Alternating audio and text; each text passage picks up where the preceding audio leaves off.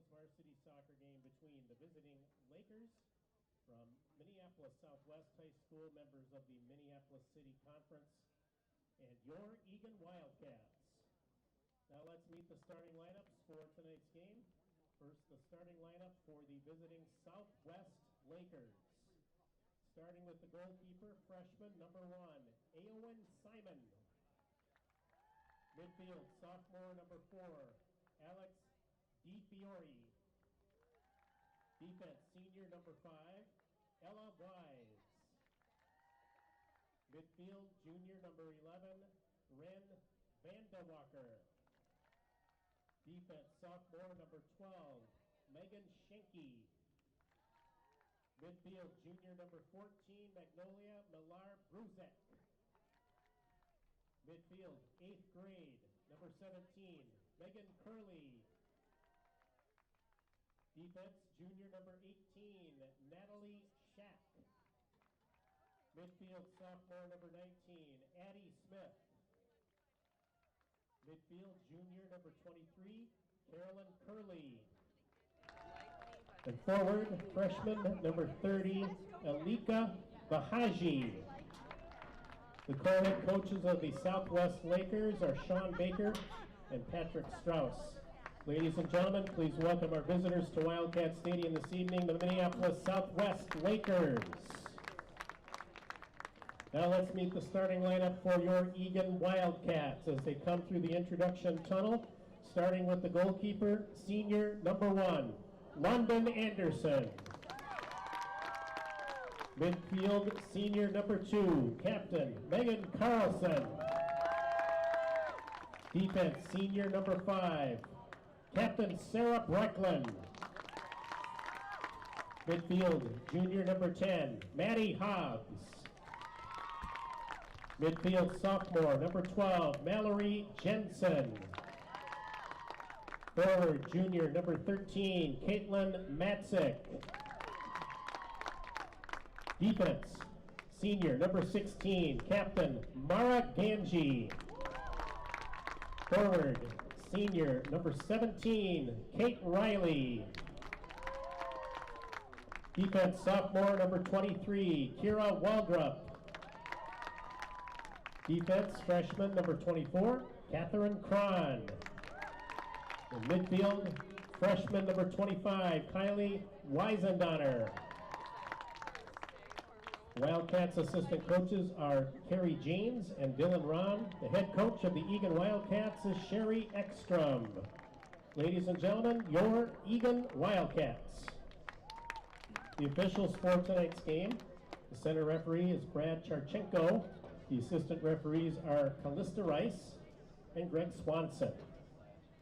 Ladies and gentlemen, at this time, the national anthem will be performed. It will be performed this evening by Lottie Peterson. She is a senior here at Eagan High School. Ladies and gentlemen, our national anthem. Go Lottie! Oh, say, can you see by the dawn's early light what so proudly we hailed at the twilight's last gleaming, whose broad stripes and bright stars through the perilous fight o'er the ramparts we watched were so gallantly streaming, and the rocket's red glare, the bombs bursting in air, gave proof through the night that our flag was still there. Oh, say does that star-spangled banner yet wave o'er the land of the free and the home of the brave?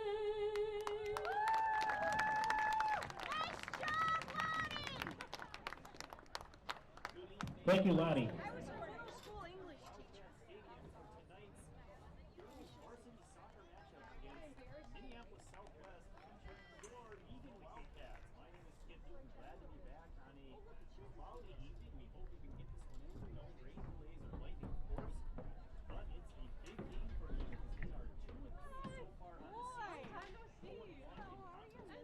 Facing against Minneapolis Southwest, who is 0-0-1 in the Minneapolis City Conference, 1-0-3 overall. So no losses yet in 4 games, but 3 ties, which is a very interesting record. They've had trouble scoring goals. They only have 2 in 4 games, but they haven't given up many, only 1. Nathan Cron, my partner here tonight. Nathan, what do the Eagan Wildcats need to do to get back to a 500 record at 3-3? The Wildcats need to do, Skip, exactly what they did against Two Rivers in the first 25 minutes of that game, which is connect a lot of short passes, help each other, support each other, move to windows so they can receive passes, control the ball, and move the ball down the field. They're a more experienced team than Southwest. They are probably a physically stronger team than Southwest, but don't sleep on Southwest. They've got some good players, and they've got some young players, and they're obviously going to take on a very athletic Eagan team tonight. Eagan's going to have to do what they did well against Two Rivers. Yeah, and exactly what they did well, at least for the first 20-25 minutes, was passing the ball in the middle of the field to move the ball down the field and get good goal-scoring opportunities instead of playing the long ball, which when things aren't quite going Eagan's way, that's what they tend to fall into that habit, is they start booting the ball longer downfield. Of course, those are harder passes to connect, and it leads to a lot of either turning the ball over to their team, or it goes off as goal kicks, or it goes straight to the goalkeeper. So look for that tonight from Eagan. On the Southwest side, they're coming off a very successful season a year ago in which they lost the section championship. However, according to their coaches, they're a young, developing team, so that could potentially be why they're having a tough time scoring goals. Yeah, Sorok is back in goal for the Lakers, and so she's going to help be the anchor back there defensively, along with number 5, Ella Wise, back at the center back position. We'll talk a bit more about some of the Lakers as the game progresses, but you're right, Skip. They graduated. That is, the Lakers graduated their 2 top scorers off of last year's squad, and so as a result, they need to find some way to generate some offense. And quite candidly, that's obviously been Eagan's challenge over the last handful of games. So it might be a situation where the first team to 2 goals is going to win this game. Yeah, absolutely. So very important to get that first goal for either side. One thing to note, we've got junior forward Caitlin Matzik starting her 2nd game in a row, I believe, for the injured Lauren Rockford. So the senior captain, Lauren Rockford, out for a 2nd consecutive game. Hopefully she'll be back, if not tomorrow, then later this week. Possession starts with Southwest. And they kick it down. Meg Carlson for the Wildcats has control at midfield. Goes back to Ganji across to wall drop. Up to Weisendonner. Now I was thinking about Weisendonner earlier today, and we need to come up with a good nickname for her. That is a lot of syllables. Well, perhaps a nickname will appear magically in the aura of a Wildcat victory tonight. We'll see. Maybe if she scores the game winner, that'll help with the creative process. Anything that's short and applies well, I'm all for. So we'll be looking for that as kind of our little side thing. Ooh, and there's a potential steal by the Wildcats. Unfortunately, they give it right back. Kira has it, passing it up, looking to connect, cannot. Southwest has it now, controlling, trying to get it out of their end. Good pressure by the Wildcats, potentially forcing a turnover. It advances to midfield. The Southwest controlling the ball, getting it into Eagan territory as they switch fields now. Played up in the air. So they have to go back to defense and reset. Nice play by Riley. She comes over to deflect that ball away. Matzik looking back for Cron. Just a little too far, goes out of play, and we'll have our first throw into the game. Skip. Wildcats are back in their 4-3-3, which has been their formation for most of the season, with a few exceptions. So we'll see if they've got the right people in the right places. Obviously missing Lauren Rockford. As you see there, a foul against the Lakers. I'm honestly a little bit interested there, Skip. I thought the referee would play advantage. Yeah, I didn't see that, but it sure looked like it was a Whistle potential foul called on the Lakers. pass down the near touchline to a wide open Matzik. So unfortunately, they don't give us advantage because it looked like that might have been the better play for us. However, we still do have possession of the ball as we try to work it down the far side. Now we get into the middle. Good pass back to Cron. She's got Matzik down the line. Passes it between two Eagan forwards, unfortunately going straight to the defender for the Southwest. Now Eagan controls that back at midfield. This is Jensen. Angie pressured on the defense at midfield. She wins that nicely. Gets it over to Waldrop. Already, Skip, we're seeing a number of short, controlled passes between the Wildcats players, and I think that in the opening, we talked about it. That's what they did so well against Two Rivers. In the first 25 minutes was a lot of short, controlled passes that gave them the ability to move the ball down the field. So far, they're doing exactly what they were doing as that game opened. And coming out of yesterday's, well, actually no practice right on Sunday, so they've had no time other than before the game to prepare since the last game. But I got to believe that was a point of emphasis for the coaching staff, saying, girls, when we're doing well, it's the short passing game that's making us more successful. So perhaps that's why they're focusing on it here today. Waldrop has to get on her horse here and hustle back. She wins that one. Back to London, plays it with her feet because she has to. Can't pick that up. Nice pass over by Brecklin. Cron is pressured. Temporarily gets it knocked away, but Brecklin's there to help. Up to Riley. Trying to win possession back for the Wildcats. First real opportunity for the Lakers to put pressure on the Wildcats in their own zone, and they did a nice job of it there. Something to keep an eye on for the Eagan defenders. That back line played really some stellar soccer in the last game, helping with the shutout. There was not a whole lot of saves to be had for goalkeeper London Anderson. Let's see if they continue that great play here today and are aware of the fact that it looks like Southwest is at least a little more aggressive pressuring the back line.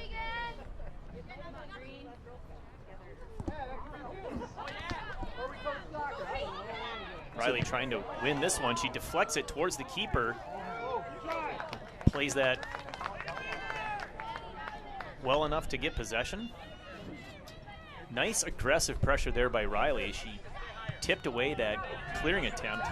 It went back towards the goalkeeper. That can create some interesting plays if you keep up that kind of pressure. A couple of headers here for the Wildcats. Carlson controls 2 feet. Out to Cron. She's got space and time. Misplays it slightly, but keeps. Oh, she doesn't keep it in. Thought maybe that was still on the line, but. Well, the assistant referee obviously, assistant referee had a different opinion, and of course, his is the only opinion that counts. Refereeing crew, center referee is Brad Cherisenko. Brad Cherisenko. The assistant referee on the far side, Callista Rice, and the near side is Greg Swanson. Long throw for Cron. Played up and out by number 5 for Southwest. That's Ella Wise. Yeah, I'd really like to see Riley or Matzik get on the other end of one of these 30-yard throws from Cron. She's looking for Carlson. Plays it with her chest. She's surrounded by 3 defenders. Headed by Riley. There's Hobbs at midfield. She's going to go all the way back and across. Nice play over to Ganji. Switches fields. Ball drop. She tries to go line. That goes off the defense. Now she plays it with the left foot in and through. Here's Riley racing for the ball, but goalkeeper coming off her line nicely. Eagan forwards had switched off their Skip. They thought that ball was going out of bounds, and when Ganji was able to keep it in, they were caught flat-footed.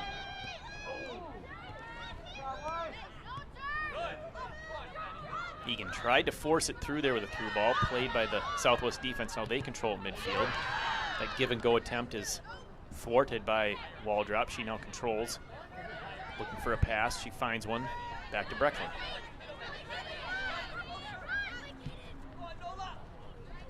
Brecklin directing traffic. Gets it over to Cron. Matzik has it. Controls it. Couple of touches. Oh, nice spin move. She's got space. She's going to find Riley. Is she on sides? Yes, it appears it is. She's going to take a shot, and it goes to the near side of the goal. A good hard shot on a nice couple of passes there by Eagan as Cron fed it up to Matzik, who did a nice spin move to clear herself with space. Fed it up to Riley, who's just on side, so that was timed perfectly. Good hard shot to the near side. Not quite on goal. I've seen Matzik do that several times now, using her body as a shield to create space and time. And then what I like about it, we've seen the body and the body control from Matzik previously, but what I really liked about that, Skip, was the weight of that pass. That pass was so well weighted; it was right where Riley needed it. Yeah, and the spin move was really nice too. As she accelerated away, she actually gave herself a good 2 yards to get control of that ball and then make that perfect pass that you mentioned. Long ball played off of Matzik. Tough play there. That was struck hard. Oh, nice step up there by, looks like Jensen. Yep. Going across for Kron. She can't quite win that. She's going to recover now. Brecklin comes up to help. She does win it and kicks it out of bounds. Nice help defense there by Brecklin.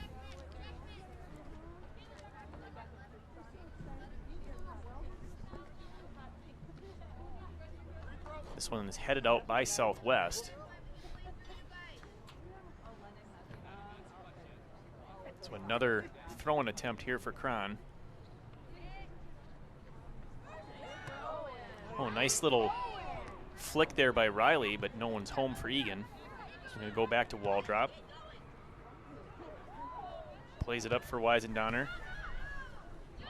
It's a hold at midfield. They're going to call that. That's pretty easy. Whistle foul. I appreciate the referee getting all the calls. I'm a little surprised. Jensen was still potentially in control of that ball. I'm surprised that he blew the whistle there, not let her continue to play advantage. So how long as a referee do you let play continue before you have to stop it and make the call? It varies. The rules of the game, the laws of the game do not specifically describe a time period. I think most referees, at least I hope I'm not getting in trouble by saying that, I'm pretty certain that's the case. Most referees will use a reasonable amount of time. Usually it's 2 seconds or so. 2 seconds, maybe 3. It depends. If the ball's in the air, for instance, for an extended period of time, they might give it a little more time. But for the most part, 2 seconds, 3 seconds, maybe 5, 6 steps, something like that. A reasonable opportunity for the offensive player to maintain control and attempt to use the ball or continue the attack. And like I said, it's not that the referee got it wrong. That's a foul, absolutely. But I just was curious at why, and then this is the second time, that he has not played that advantage. Yes, and speaking of fouls, we have the first one on Eagan as Kira Waldrop's called for the push. Long free kick is headed by the Wildcats. Ball played out nicely by Ganji. Jensen there trying to win that one. She can't. It's all the way back to where the free kick took place. Southwest has it. And they turn it over to Matzik. This is an opportunity for Kate Riley. She's breaking through. Can she win the ball? No. Good recovery by Wise. She kicks it out of bounds wisely. It was another well-weighted pass by Matzik that time. Unfortunately, it just didn't fall right where Riley needed it. It came to her left, and if it had stayed to her right, she might have had a better chance and not had to run through the defender to get to it. A great look for a through ball there, as she had plenty of space between that last defender and the goalkeeper. So you punch that through, and you're not at risk of the goalkeeper coming off her line and making that play unless you really hit it too hard. So a perfect idea, just not quite executed to get that shot that we wanted. But I love the attempt. So far, the passing is looking pretty good tonight. It's looking good in terms of its quality. It's also looking good in terms of its timing, Skip. I mean, there are situations where players will hold on to the ball. I think that was a little bit harsh, if I'm honest. But she did fall down, and she fell on top of her. But there are times, but the timing of the pass is very important as well. It's not enough to hit the right pass with the right weight. But that time, a couple of times now, Matzik, as an example, has played the ball quickly. So that Riley or Carlson, whomever can stay on side. That's incredibly important. This will be the second free kick.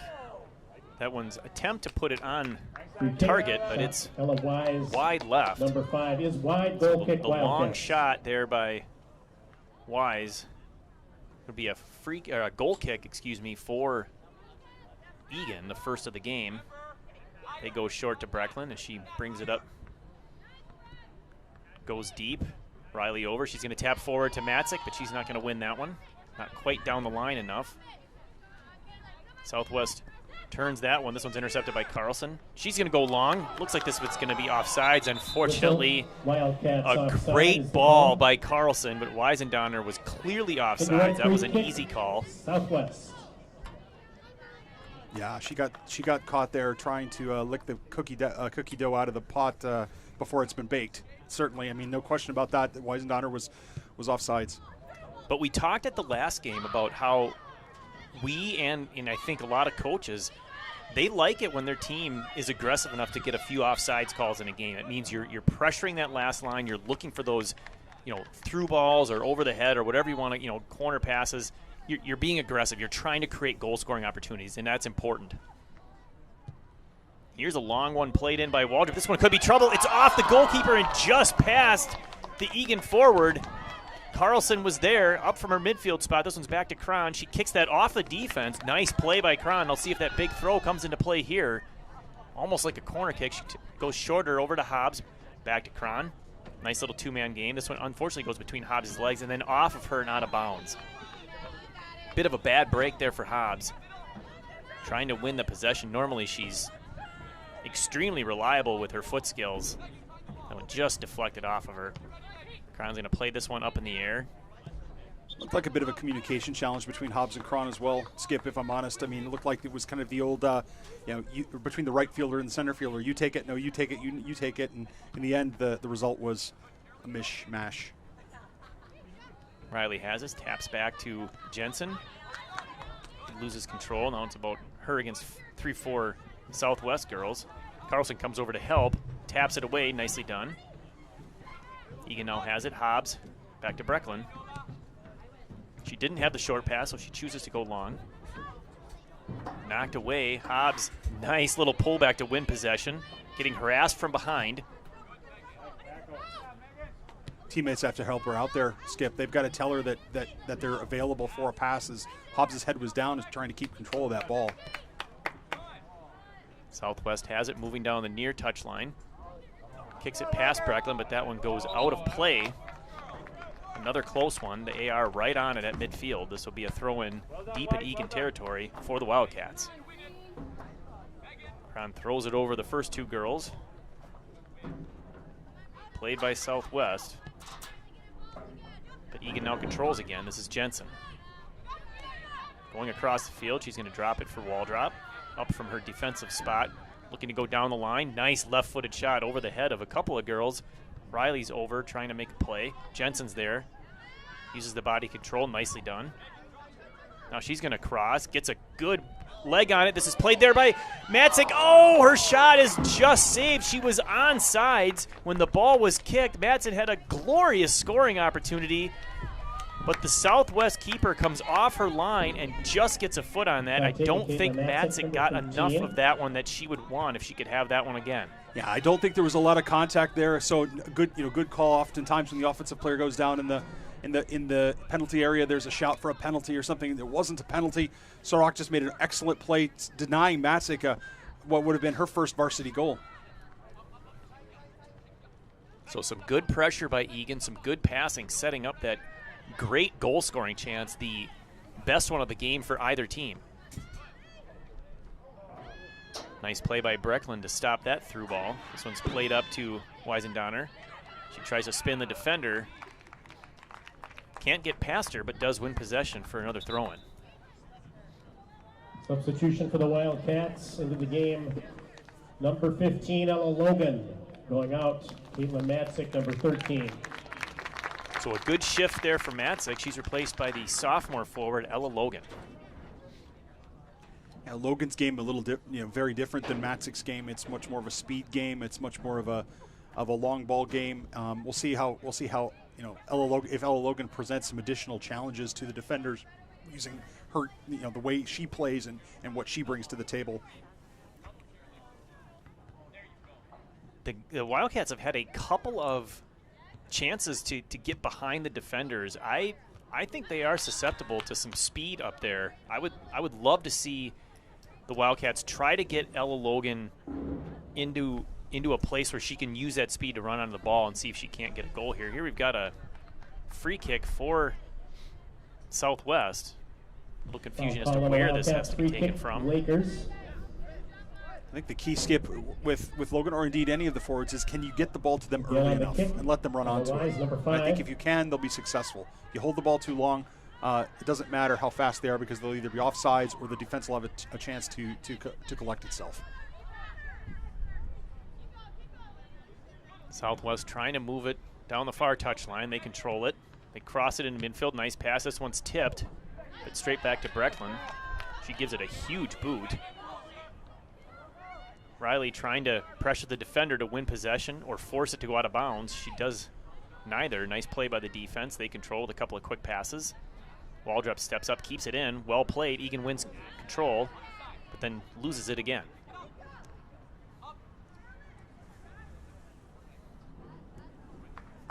Both teams mostly playing the short game. Riley with a steal here. She's got a chance. See if she can get past the defender and get it centered. She's really over there on her own. She doesn't have a whole lot of teammates to work for, but she uses her skills to force a corner kick. Nicely done by Kate Riley. This will be the first corner of the game. I think that was Wren back there, one of the defensive leaders there for the Lakers, and she did a great job of keeping Riley to the outside, but unfortunately she concedes the corner. And let's see what the Wildcats can do. Put one into the middle there. It's close to goal. Oh, nobody can get a foot on it. You hate to see those ones come down and just land with nobody touching it. A great ball by Riley. Here's a huge throw-in for Cron. Over Meg's head. This one's cleared out by Southwest. Right back in with a long shot by Waldrop. Unfortunately, right to the stomach of the goalkeeper. Easy catch. You like to see the Wildcats, you like to see the forwards, the mids attack that ball a little bit more, skip in the air. I mean, I don't know that anyone was in the air or going up in the air for that ball. And I think if you're going to try to play that, if you're going to try to score off of a corner to have a legitimate chance, we've got to find somebody who's going to climb the ladder. Yeah, you really need to get any body part on the ball before it hits the ground. And the alarming thing for both teams is that neither team played it in the air. It's like, usually the defenders are quick to go to that because they know they have to, but even they missed that one. So a missed opportunity there for the Wildcats. Nice play by Cron there, Brecklin there. And now we've got a potential break here for Ella Logan. There's that speed we were talking about. She can't quite get it past the last defender, but is one step away from being very interesting.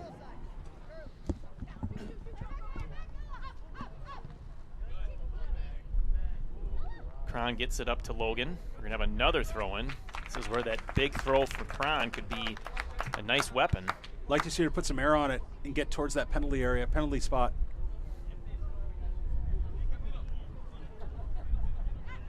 Big throw here, looking for Carlson. That's headed away. Here's a volley attempt. Tough shot there from the 18, as it was a little too high to get a good foot on it. Egan's going to regroup back near midfield. Brecklin has it. Oh, a nice through ball to Logan. I think she's going to be able to catch this one. She's got time. She gets there, takes a touch, couple. She can play it off of, well, not off the AR. Kicked out of bounds by the defense. And unfortunately, because it hits the AR, it's a throw. It's a deep throw. It's not a corner. Two substitutions for the Wildcats into the game. Olivia Enning. And that's really one of the two strategies there for Ella Logan. When you get the ball, down the touchline, and you're getting deep towards the goal line, and you're well defended, you basically got two things. Well, maybe three. One, I want to cross the ball. Two, I want to kick it off the defender, get a corner kick. Or three, if you have a support pass, bring it back. Now here's a scoring chance for Eagan. Coming up from deep mid, taking a left-footed shot, does not go on target because it was deflected out, so we're going to have another corner kick. Let's see if Eagan can get to this one in the air if they don't go short. They do go short. Kind of saw that coming. Ball's in play. They bring it back. Here's a shot. It's long over everybody, and not really a shot. It looked like more of a centering attempt.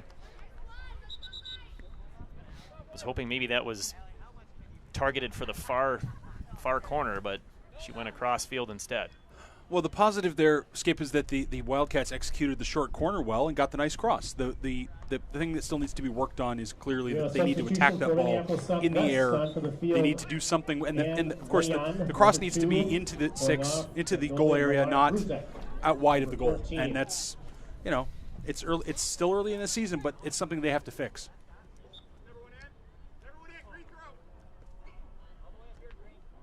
The ball does not go in. And until at least 2-3 years ago, I don't know exactly when, that used to be a rethrow. It is no longer a rethrow, so it is a turnover, Eagan ball.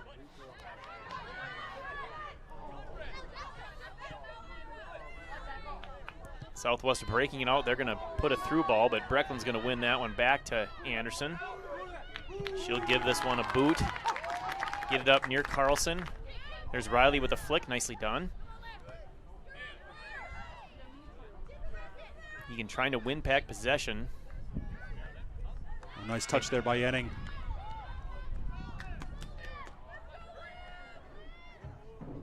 Fortunately, that ball is into the box for the keeper to pick it up.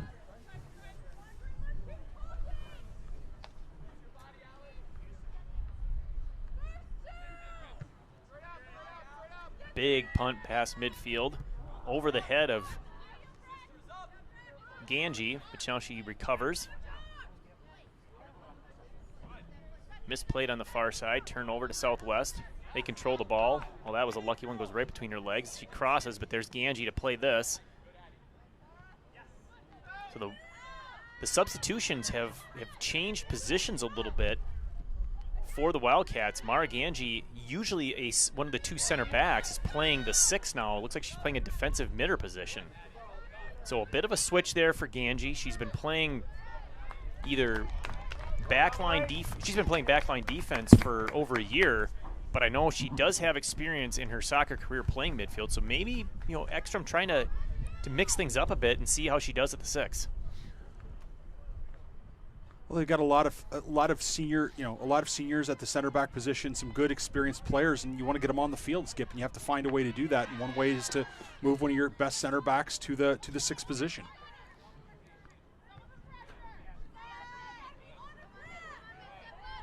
Southwest controlling in the middle. A little bit of extended possession here for Southwest.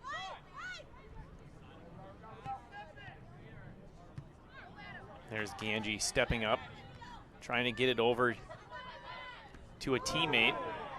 That one's an interesting call to let go, I think, given that the referee has mostly called it fairly tight up until this point. A little contact after that head. Too much space for the Lakers. Just too much space.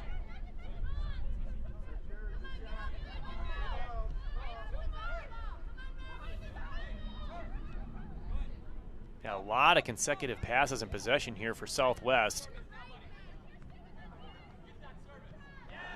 And that's exactly what we were talking about earlier, where when you get it deep in the corner, sometimes your only and best play is to try to kick it off the defense for that corner kick, and that's exactly what they did. This will be the first corner kick of the game for Minneapolis. For the Lakers, their first. On the kick, Ren Vandewalker, number 11. Left-footed corner here, which means she can put the spin on the ball and get it towards goal if she wants. Ball sitting out near the penalty stripe. Unfortunately, not a good shot yet, as it's been well defended by Eagan. They kick it out, but regained by Southwest. Here's a long, high ball. This is trouble. Oh, nicely played by London Anderson. I thought that one was going to be a little bit higher and over her head, but she reached up and caught it. And as usual, no rebound. Carlson flicks that, trying to get it deeper to a teammate. Back to the Southwest back line. Switch it across fields. Long pass is intercepted by Eagan. Goes up to Riley.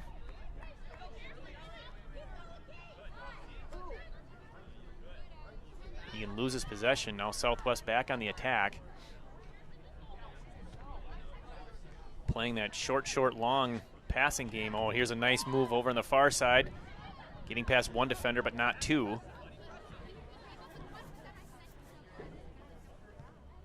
Eagan now controls on the far side.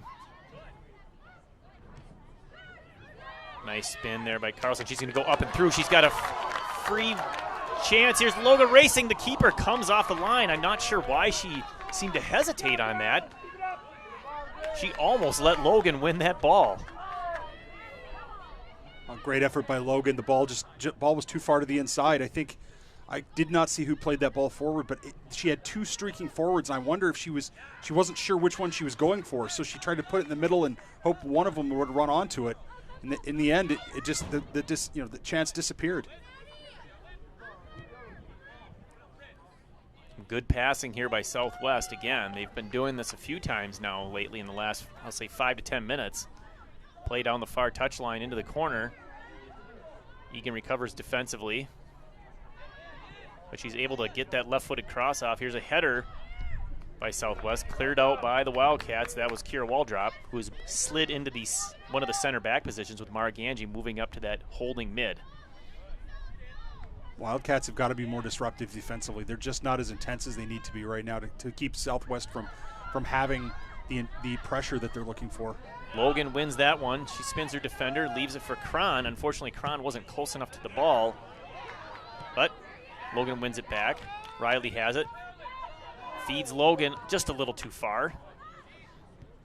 Two situations where there's a lack of communication, Skip. Logan left it for Cron. Cron didn't know she was going to leave it for her. Cron started the run, then slowed down as Logan moved forward, and then Logan gets the ball back, plays it for Riley. Riley plays it back for Logan. Logan didn't think she was going to get the ball that fast. Nice steal over on the far side by the Wildcats. 1-on-3. Finally, the 3 wins out. Southwest has it. Carlson pressuring from behind. There's a breakdown of the defense, but fortunately the pass goes too far. Eagan controls, but gives it right back. Now Waldrop will give it a boot, trying to find a forward up near midfield. That one's played across and controlled by the Wildcats. Wildcats struggling to get consecutive passes here. The Southwest has definitely started to win the possession.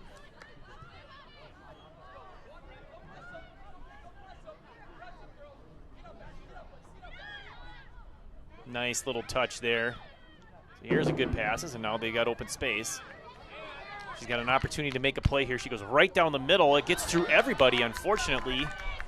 Needs another play for the keeper. She comes out and plays that one back to midfield. Comes up in the air. Cron has an opportunity to win this, and does. Nicely done. Cron coming down the right side, trying to get it up to Logan. Played in, and I don't think Southwest realized they had space there. She had about 5 yards. She could have turned and done something with that. Instead, she takes the safe route and kicks it out of bounds.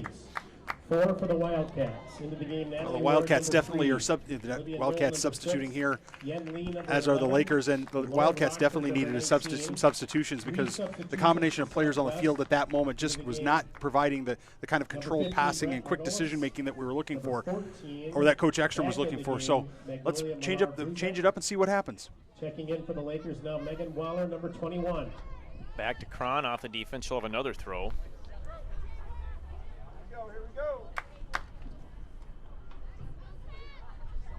Got just under 10 minutes left to play in this half. It's been a quick one.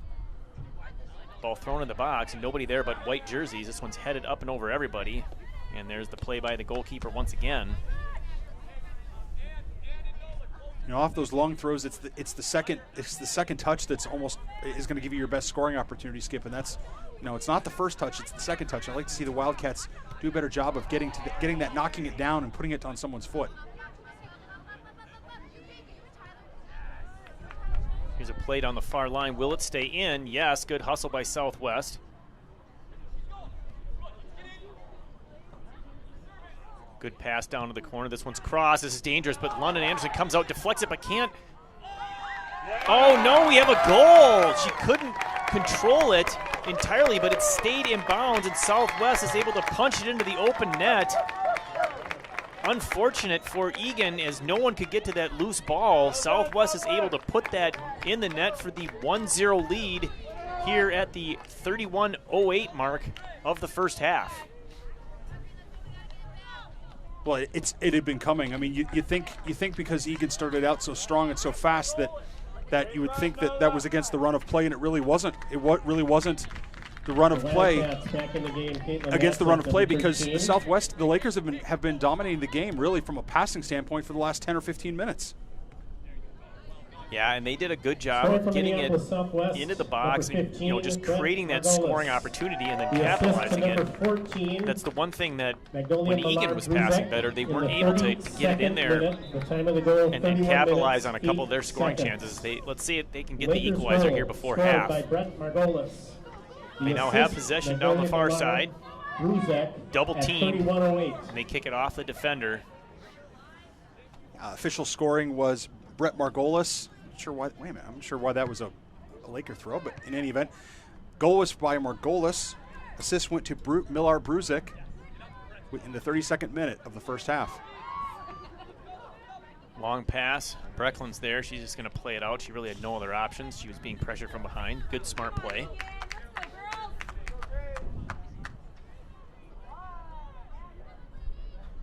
And you do get the sense, Skip, as you kind of watch here, and not that the Wildcat forwards have played poorly necessarily, but how much do they miss Lauren Rockford? Yeah, she brings a lot of leadership.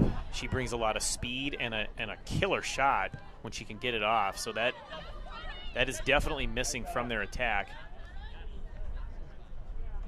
It would be nice to get her back, of course, healthy. So you understand why she can't play today. They're just making sure she gets 100% so she can be back in full strength when she is back, hopefully tomorrow.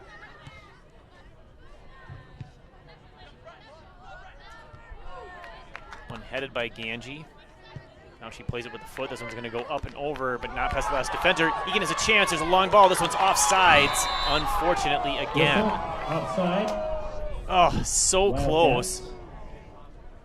Eagan won possession, but just went off of the races too quickly. But could have been a definite opportunity to tie the game. Now, Matzik trying to get it to Ward, and just everyone in the entire stadium, I think, saw that chance develop and thought it would turn into something, and the ball just could not get could not get to Ward fast enough.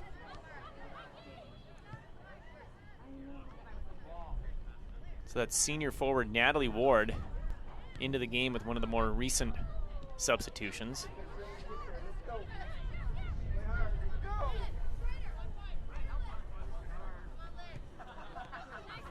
Carlson steals that ball. She goes deep. Now it's a foot race. Matzik is going to get there before the defense. Unfortunately, not before it goes across the touchline. I like the ball there by Carlson, as there was a lot of space for Matzik to run onto that. Just a little too close to the line. Matzik heads it up. There's Ward. She's got it. Plays it off a defender. Back to Matzik. Kron's going to pass that one to Yen Lee. Off of her, she gets it right back. Nice pass there from Olivia, trying to weed through traffic. Eagan Wildcats have it now. Here's Matzik trying to win possession, either get a cross or a shot. She gets neither, however. The defense forced to kick that out of bounds, and this time it is a corner kick. Corner kick coming for the Wildcats. This will be their third from the near side. Surely the law of averages, Skip, would tell you that the Wildcats are going to convert on one of these. If they get enough, eventually they'll convert. I'm sure they will, and quit calling me Shirley. Couldn't resist. Here's a ball. Let's see if he can get to it. They can. Here's a shot blocked. Headed out of the box. Carlson wins that, fighting for control. It clears everything, and unfortunately doesn't go out of play, so now Southwest has it, and they're going to give it a boot. Egan's quickly recovering, as that was Sarah Breckland, who had moved way up in an attempt to score a goal on the corner kick. Recovers nicely. Substitutions, one for each team. Got a couple of substitutions here. Matzik comes out. She's not even off the field, and they threw it in. That was a little interesting. Substitutions. And the center referee had lost track of the substitutions. Number 4 didn't communicate to him that there's still players coming on and off. Weisendonner in the game. She's going to get the ball right now from Carlson. Passes it back to Kron, who has space. Settles it nicely. She goes down the line for Weisendonner, but that's deflected out of play. Kron with the restart. 4:10 left to go in the half. It's 1-0 Minneapolis Southwest. Big throw by Kron over the head of Riley and the defense. This one's deflected very deep into the corner. This will be a Southwest throw. I'd like to see Eagan really pressure this and win possession back. Don't let them out. Took about 5 yards on that throw at least. Won nicely by Lee. Up to Weisendonner. She loses control, being pressured from behind. Here's Cron. Good communication there from Brecklin. Unfortunately, won by the defense, cleared out. Ganji plays it to the far side. Wall drop battling. Wins it with the left foot. Nicely done. Again, Eagan pressuring. Don't let her turn if you can. Unfortunately, she does. Well played. A couple of passes, and they've got it up near midfield again.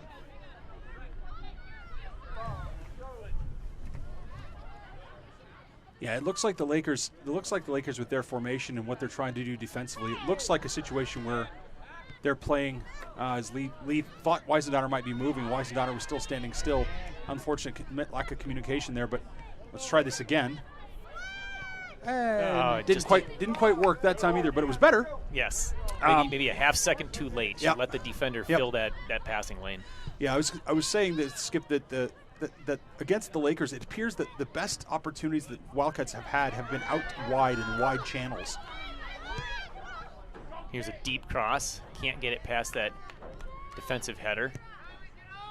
Still trying to switch fields with it is Carlson. Here's Knoll with possession. Goes back to Waldrop. Passes it up to Southwest. Carlson wins that back to Ganji. She's going to go deep. It gets by one defender, headed by the other. Weisendonner trying to win possession, and she would have been clear if she could. Here's Yen Lee stepping in. Nicely done. Kate Riley has it, looking to create a shot. Well blocked, but she stays on her feet. Can't win the second one. Nice defense there by Southwest. Well, very crafty by Lee cutting that off, Skip. That was magnificent defense. Big throw by Cron. Another head by the defense. Well shielded by Carlson. Unfortunately, the ball gets by her. Here's Ganji stepping up. Can't quite get the shot that she wanted. Now we're going to have a foul called. We'll call a handball there, I think. Unfortunately, against the Wildcats. Hard to tell from our distance exactly who played it by hand, but the center referee obviously has a better view than we do. Follow the Wildcats. Or why the referee would let them take it from the 45-yard line rather than back on the 30 where it was. Thank you. Yeah, I was wondering, like, where are they going? Yeah. When you're deep in your own end, 5 yards either way doesn't matter, but when you're towards the midfield, 15 to 20 yards matters big. Give and go down the far line. Ganji there to defend. Knocks the girl down, wins the ball, throws it in quickly. Less than a minute remaining in the first half. 1 Ball minute. kicked off of Southwest. Thought maybe that had been off her arm, but no call. Play resumes.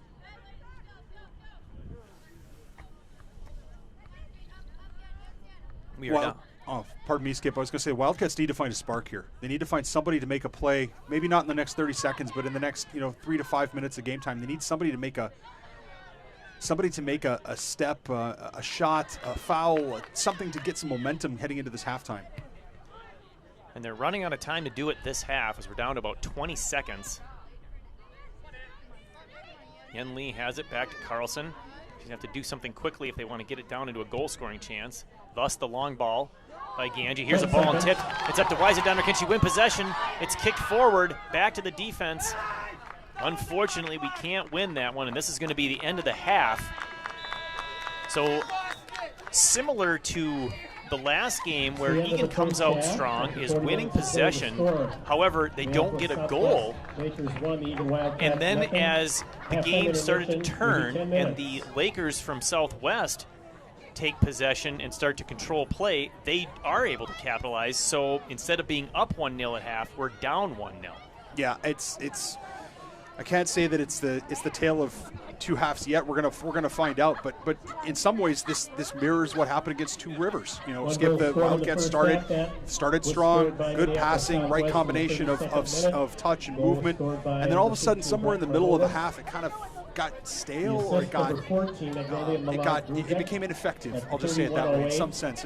And you saw there at the end of the half as some players came in and rotated back in, you did see some of that cohesion, some of that communication. We saw some nice defense. But the bottom line is the Wildcats are out shooting the Lakers, but they're not where it counts, not where it counts on the scoreboard. Corner kick, Southwest. Yeah, they're with one. definitely getting it down there. I mean, we've had to say, you know, the name of the goalkeeper for the Lakers several more times. She's been forced to come up, make plays. We've had a couple of offsides that, you know, negated, you know, what would have been breakaway chances. They were good calls, but Eagan is putting pressure on. They're just not getting that great shot on goal to even the game up. So we'll look for that as we get ready for the second half. It is halftime here at Wildcat Stadium. Minneapolis Southwest leading your Eagan Wildcats 1-0. We will be back for the second half shortly. Have a good one. We'll talk to you soon, folks.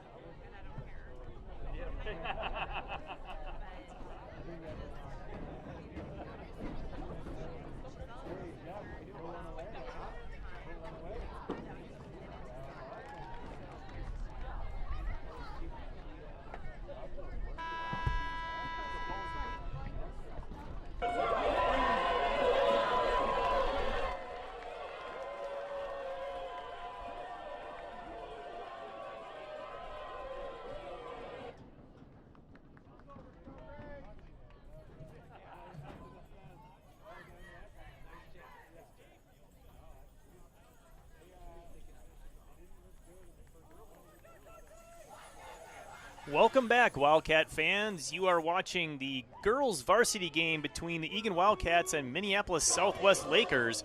Currently, the Southwest Lakers lead 1-0 despite the fact that Eagan has outshot them 6-3 and had 3 corner kicks just to the Lakers' 1, but unfortunately unable to put the ball into the net. My name is Skip Newton, joined here by Nathan Cron. And Nathan, what do the Wildcats need to do better in the second half so they can tie this game and hopefully take the lead?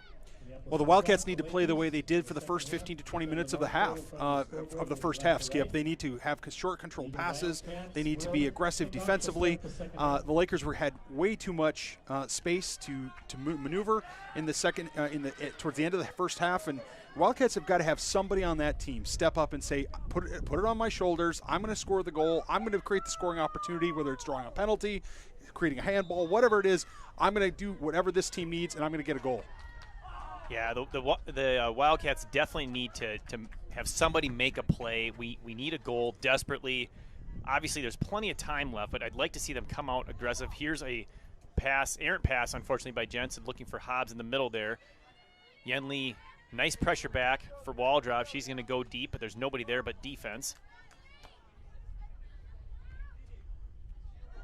Wildcats have it. Jensen in the middle, surrounded by a couple defenders, comes out of it nicely. She's got control now. Looking up, but again, right to the defense. So those passes forward aren't finding the girls wearing green. We are wearing green tonight, going right to left.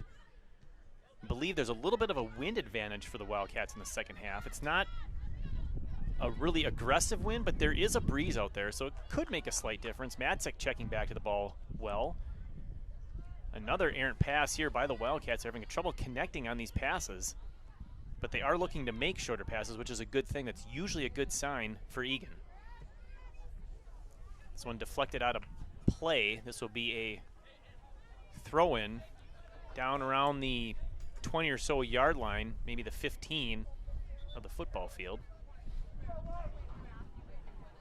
Now she backs up to the 20. Headed by Waldrop. Lee has it. Nice pass up to Hobbs, but just a little too strong. Or something that maybe Weisendonner. My bad. Big boot by Waldrop. This goes deep. Kate Riley gets there first. She heads it forward. She's got 2 girls to beat, but she's got the possession. Gets it down to the ground. She's going to take a left-footed shot. Unfortunately, not enough on it. Not a shot on goal either. It was wide. Good speed there by Riley. She won the ball and headed it forward, but well defended as she had 2 girls to beat.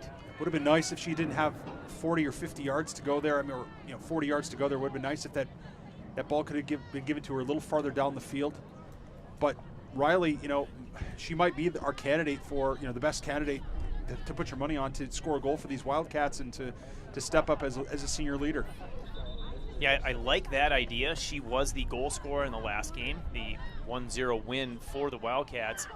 And she's been one of the more aggressive players. Her and I think Matzek have been the 2 tonight that have put the most pressure on. And here's a corner kick opportunity. So another goal scoring opportunity for Eagan. A magnificent throw by Cron down the sideline. And then I couldn't tell if it was Weisendonner or if it was Riley, but somebody had the ball and earns the corner. Good kick out near the penalty stripe. This one's headed by the Wildcats and score! A great header by the Wildcats. That's exactly what they needed. Perfectly off the corner.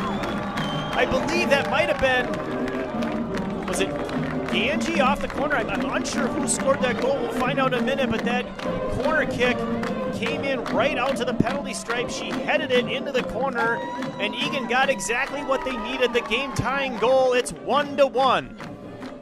Well, for the first time this year, the Wildcats score off a good corner with a header and attack the ball in the air. And I think if it was Ganji, whoever it was down there wearing green, was attacking the ball with their head, and Shorak just never had a chance. Oftentimes on these crosses or on these corners, really all you need to do is redirect the ball towards the goal, and good things will happen. I mean, you don't need to hit it perfectly. You just need to to get it towards goal, and that's exactly what she did. She actually got a really good head on. I mean, that thing had some speed behind it, and it was perfectly placed right in the corner. And it is officially Mara Ganji with the goal. Kate Riley in the 43rd minute. The time of the goal, 42 minutes, 55 seconds. Well, that's what you expect. You know, that's what you expect, Skip, is you expect, you know, the Rileys and the Ganjis of this team to step up. I mean, those are your seniors, those are your leaders, those are the players that you expect to be the leaders on this field and for this team. And when called upon, who are you going to ask for help, and who's going to make the play? And we just found out one of them is going to be Mara Ganji from Kate Riley. Yeah, and we've been focusing a lot on Ganji, obviously, you know, heading the ball out of there, winning that, and putting it in the net, which is what we desperately needed. But let's also remember, here's a potential scoring chance for the Wildcats. Well played by the goalkeeper as Riley was streaking in. But as I was saying, Riley with a perfect corner kick. I mean, she got it out away from the net where it couldn't be played by the keeper, but it was close enough to have a one-time shot and score. So let's see if this breathes some momentum and life into the Wildcat legs. Here's a steal at midfield by Jensen. She's pressured from behind and loses it temporarily, but the Wildcats get it back. Go to the far side. This is Matzek. Matzek looking to get it deep. She goes right by the defender. Nice burst of speed. Here's a shot wide, but deflected. So another corner kick. Let's see if we can make it 2 of our last 2. I love the burst of speed from Matzek. I don't know if that was like a rope-a-dope or she faked with her shoulders or what, but she just exploded by the Laker defender that time. I didn't see that coming. It was wonderful. They decide to go short. Here's a move on the far side. Now back near the line. She's going to cross it in. That's deflected out of the box. Hustling over is Eagan. They can't quite win that, and now it's a breakout. Pretty much a one-man show here. Southwest is all by herself. Eventually it's stolen away by Waldrop. Now she chases it down, trying to make a run. Wins it at midfield, goes down the line looking for Matzek. Yes, that was an incredible burst of speed by Matzek. Would like to see more of that. That's the second time today that she's shown a little bit more speed than what we've seen in previous games. Not sure if you can pick it up there at home, but the wind has started to pick up here at Wildcat Stadium, and the umbrellas have started to come out. Got a little bit of a drizzle or sprinkle coming down, so we'll see if that impacts play, if we have a slippery ball or if footing becomes a bit treacherous. Eagan trying to get back to that short passing game. A couple go errant. This one bounces off each player, but unfortunately touches Kira Waldrop last. It'll be the Southwest throw. But she wins it right back. Jensen up to Riley, trying to use her speed to win. She can't quite get there. Shielded nicely by Wise, but then she has an errant pass. That's a brilliant defensive tackle by Wise to shield that ball away. I guess technically it wouldn't be called a tackle because Riley didn't have the ball in possession, but brilliant play nonetheless. Waldrop with the throw. That one's knocked out, so she'll throw it again further down the field. The center referee had signaled for a white throw, although the white player just lifted up her back foot during the throw, so apparently they're watching close, but not quite that close. Couple of quick passes. Here's a chance for Weisendonner. She loses possession, but gets it right back. Nicely done. Kron plays it up, looking for Matzek. A little too strong. That would have been better if it had been over more towards the corner, away from that goalkeeper, who has shown that she's very aggressive coming off that line. Sorak is one of the big returners that the Laker coaching staff pointed out earlier was going to be so important, and here's another run by Matzek.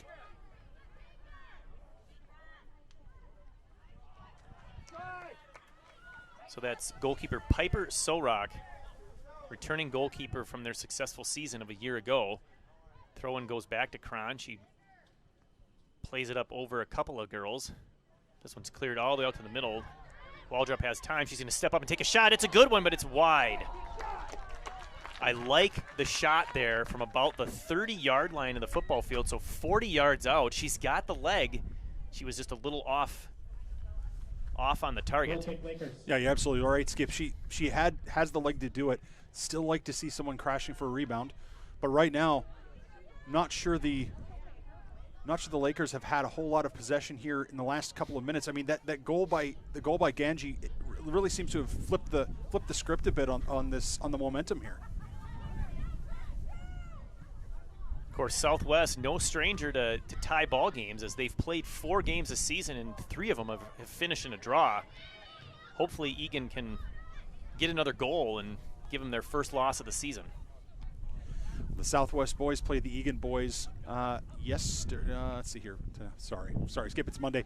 Played on Saturday, and Southwest boys beat the Eagan boys 6-0. It was 1-0 at halftime, and really a very competitive game between, two good sides, but Southwest really extended, got 2 early goals in the second half, and at that point it became a bit farcical. But in any event, Southwest, not this Southwest team not ranked. The other boys Southwest team is ranked, but they have athletes, no question. Here's a steal at midfield, but Cron, well done in staying with the ball. So often you'll see players lose the ball and then they don't keep playing defense, but Cron absolutely kept going. And Riley trying to get past 2 defenders. She beats one. Now it comes out in the open field. Here's Lee trying to make a move.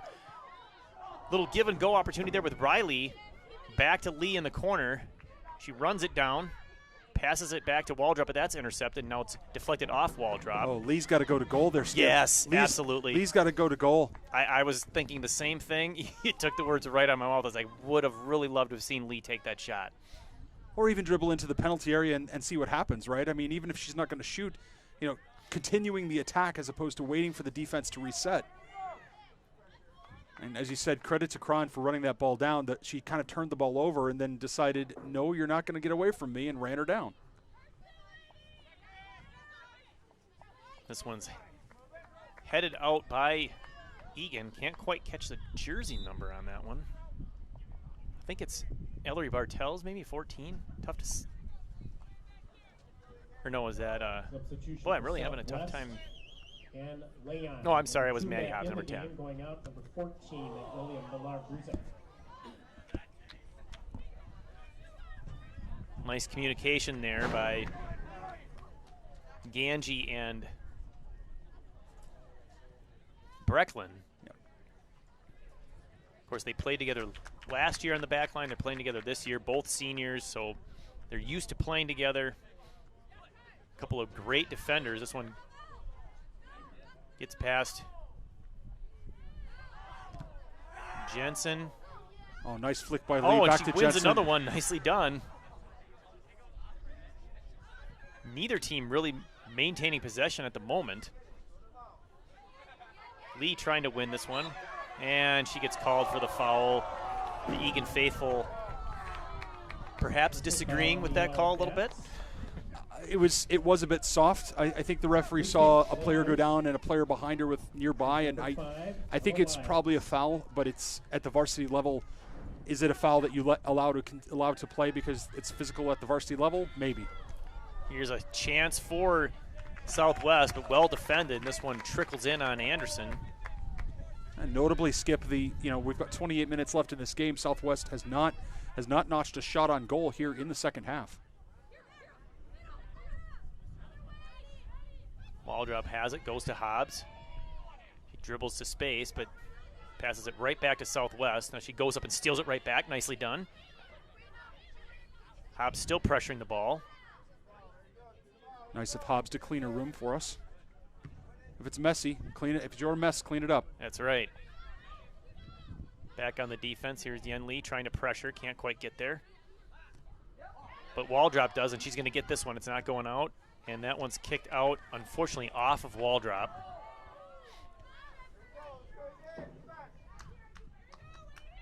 Big throw there, headed by Waldrop. Into Weisendonner. She'll go back to Brecklin. She's going to give it a boot up to Matzik.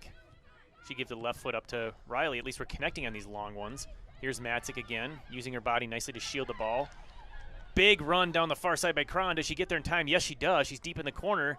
She crosses it and gets the corner kick. Well played. So a nice ball there by Matzik down to a streaking Kate Cron up from her back right defensive spot and wins the corner off the defense. Kate Riley, number 17. Let's see if Eagan can capitalize again. They've got almost everyone up there. The only girl that's far back right now is Kira Waldrop. Everybody else is either right outside the 18 or inside the 18. Here's a ball, nicely played. Who can win it? Nobody can, and we've got a push or a handball in the box. First foul of the half on the Wildcats. Unlucky there that it takes place in the penalty area on the corner. The ball was knocked down to feet, and there was, anytime the ball's on the ground, not in the keeper's possession, in the penalty area, there's a scoring opportunity. This one, bad hops past Waldrop. She's racing to catch up. She's got speed as well, and she wins it as usual. Nicely done. So another good example of a player not winning possession, but staying aggressive and going back and pressuring from behind and eventually winning the ball. Yeah, and not hesitating, Skip. Not hesitating like, oh, what do I do? Or I mean, there's a switch.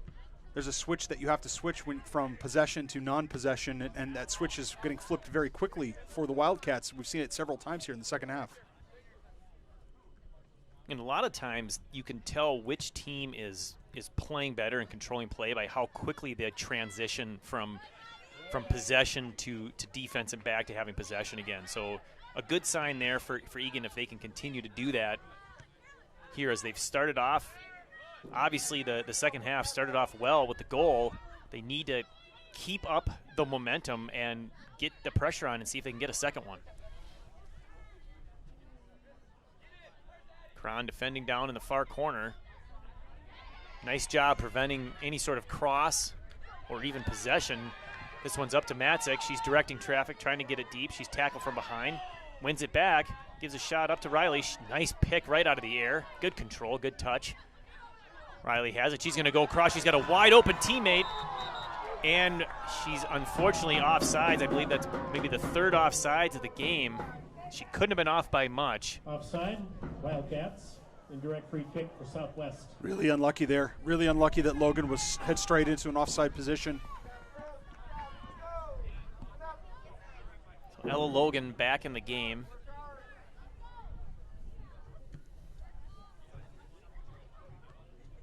One's headed backwards. Breckland's there. She's not going to take any chances. She's going to kick that one out. Well, Anderson was coming out of her net to take that ball, Skip, and Breckland, I think, wisely decided, you know what, I'm going to play this to safety rather than risk some sort of, either collision or some sort of mistake in the penalty area. Yeah, unless the goalkeeper's coming out very aggressively and screaming that she's got it, I think that the defense has to play that safe, and she made the right call. We're going to have a bunch of substitutions here for the Wildcats as they get ready for the goal kick. We are tied at 1. Just over 23 minutes left to play. Well, if I'm Coach Ekstrom, I have to like what I see right now out of my Wildcat players. They're doing a lot of the things that you and I, Skip, talked. You and I talked about. Excuse me. There seems to be some sort of whistle. I think we're going to have the goal kick retaken as the ball did not leave the penalty area before it was played. Interesting. That rule's changed yet. Here we are. I think what happened, I think the forward was actually in the penalty That's box what it area. Was. That's what it was. But when the ball was kicked. That's what it was. Yeah. And then she was the first to then pressure the offense. So I was going to say, forgive me. As I started to say, I think Coach Ekstrom is going to be very happy right now that the girls are playing and doing, I think, the things that she wants them to do: quick passes, creating scoring opportunities. Just need to put one more in the net. Nice pass back. The O from the crowd as Kirsten Lee bashed that left-footed shot right off of, or not shot, but pass right off the Southwest player. Lee into the game at defense. She'll be throwing in. That was a nice play by Di Fiore there, blocking that either cross/pass attempt. Might need an ice pack after the game. Also into the game, number 14, Ellery Bartel. She was there shielding that ball just a minute ago. Southwest controls, pressured by Lee. Ganji will track this one down. She's going to go all the way back to London. She controls that one and just gets rid of it. I think she felt a little bit pressured. She wasn't sure what to do with it, so she decided to just play it safe. Maybe got a little more of that than she wanted. Well, right now, the Wildcats have a lot of the momentum, Skip. I guess I would take the position that safe, you'd rather be safe than sorry at this point, because the Wildcats do have, they've definitely been the more dangerous team here in the last 20 minutes. Ball in the corner of the box. Cleared out by the defense. Back to Southwest. Carlson moving up, trying to win this one. Oh, she almost got there in time. Now the double team wins, but they give it right back to the defense. Here's Lee stepping up, controlling nicely with their body under pressure. Well done. Here's Riley. She's going to tap it forward. We got a potential breakaway here. She wins the ball. Here's Logan. She's got a good left foot. Tries to bring it back. Oh, and there might have been that slippery spot caused by the rain. Hobbs has it. Loses control temporarily. Trying to win it back, and she pushes from behind. That's an easy call. Unfortunate for Ella Logan as she slipped right in the box as she was trying to pull that one back. The play was there. She absolutely was doing a good move as the defender, all of her momentum was going forward. She just lost her footing. You can hear the Wildcats talking down on the field, Skip. I think that's a positive sign that even though some of these things are not coming off the way they want them to, they're communicating well and they're trying to connect passes. Good team defense there by Ganji and Lee, keeping it to the outside. A couple of substitutions for the Lakers.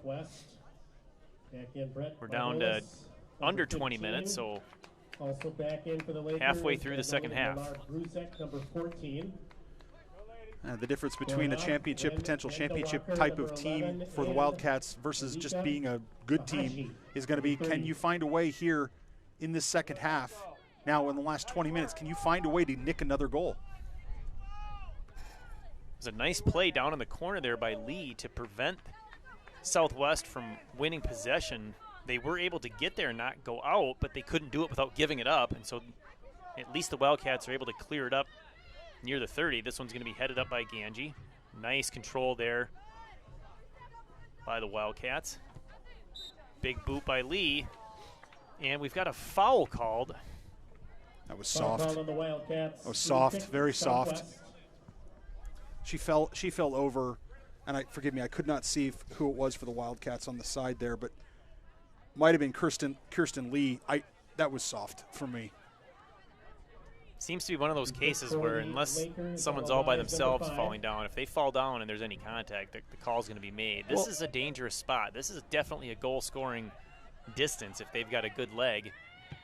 She puts it in narrow and it's deflected, so decided to go with the pass near the 18. Deflected by the Lakers out of play. We'll have a goal kick for Eagan. I think the Lakers are unlucky there. I thought, if I'm honest, Skip, I thought that maybe came off an Eagan player, but they have a better look than I do. No, makes up for the bad call before that, so it all comes out to wash. Lee has it with plenty Lots of space. Of space. So Take your space. There There she's you going go. to get pressured. Well done. Trying to get it up to Logan. There's Bartels. Can't connect. Eagan giving a lot of their starters a break right now. Plenty of girls off the bench. Want to get them fresh for the stretch run. This one's headed out of play. Lee with the throw. She'll take the easy one to Ganji. She controls. Almost loses it, but quickly gets it up. Looking for Logan. She can't get position on the defender, but she's close enough where the defender has to kick it out of bounds. That was wise, I believe, again. Yeah, Wildcats have got to give Ganji an easier pass there. She shouldn't have to be trying to throw into, kick the ball into such a tight window. This one's flicked Off the bench and out of bounds. You know, whether it's Bartels or Hobbs or Logan, someone's got to check to her, give her an option.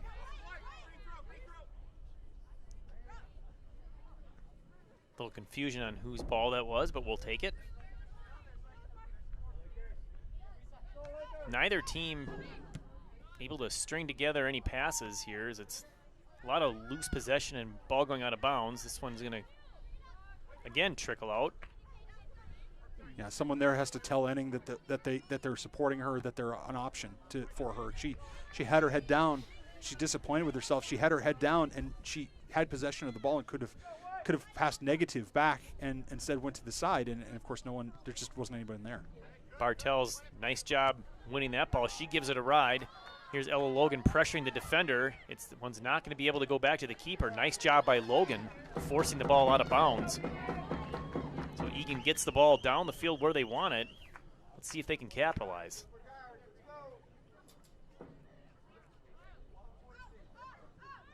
Throw it back to Ganji.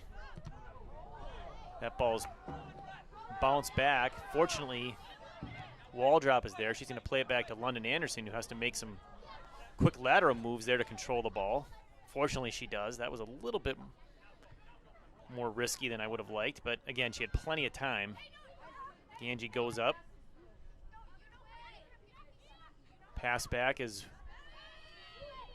controlled nicely by Hobbs. All of a sudden, she finds herself with 5 yards of space. Turns it around, looks for a pass, and unfortunately just a little too far over near the Eagan bench. Yeah, nobody moving for Maddie Hobbs there. Nobody moving around for her. I mean, just everyone standing still, admiring the footwork, and while it's beautiful, you've got to talk to her. You've got to give her come to a window where you can receive the pass. And there was an opportunity where the Wildcats did great work, hard work to regain possession, and then squander it. Yeah, I think you hit the nail on the head there. They're not moving as well without the ball as they were earlier. They're not creating passing lanes and giving the girl with the ball an easy pass. So the girl that has possession, eventually she's going to get pressured, and she feels like she has nothing but to kick it down the field because she just wants to get rid of it because she has no other option.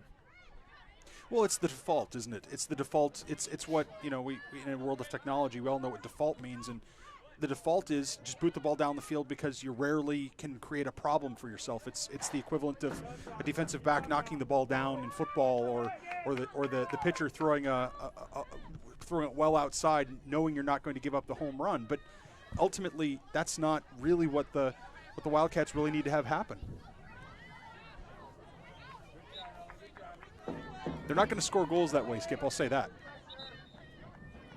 And we do need another one. We're less than 14 minutes to play. A couple of substitutions coming in. Ella Logan going off. Number 25. Mallory Jensen, number 12. Into the game, we've got Kylie Weisendonner and Mallory Jensen. Mallory Jensen. This one won by Southwest. Nice pass up, but that's deflected back, and Waldrop steps over, plays it up to Weisendonner, who just came in the game.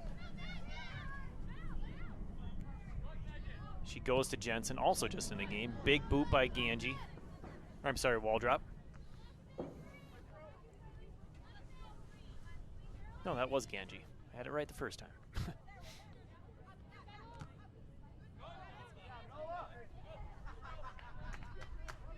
Be interesting to see if the Wildcats can put together 5 or 6 passes in the attacking third. You get a feeling, Skip, that they'll have an opportunity to score. Number 13 going off. Natalie Ward, number 3. So Natalie Ward exits the game. She didn't really have any opportunities. The ball never got over that side of the field. Matzik coming back in. As slowly but surely, the Eagan starting line getting back into the game, probably to finish it off for the last 12 and a half minutes. Yeah, ending unlucky there. I think that ball, honestly, I thought it came off a white player. I thought so as well. Ball drop, nice play there on a tough ball. Here's Meg Carlson controlling it, looking for a pass. She's surrounded by 3 girls, but goes outside, can't quite connect to Matzik. Southwest quickly turns it around for the counterattack, but there's Carlson to pressure again. Goes down the far touchline. Eagan defender runs it down, but I think nope, it was kicked out by Southwest. For some reason, I thought we kicked that one out, and I was worried that was a corner kick, but I'd like to hope that the defender who's standing right there would, instead of shielding the ball, would then play it. But yes, you're absolutely right. It was hard to see from. It's a dark corner of the stadium.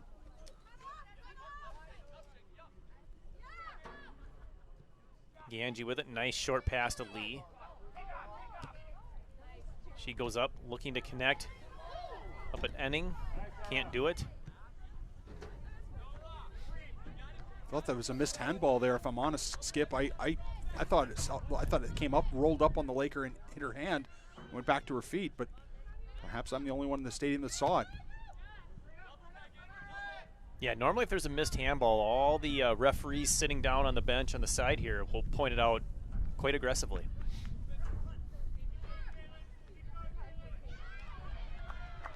Nice job by Matzik coming back to play defense as Kron had gone forward on the overlap.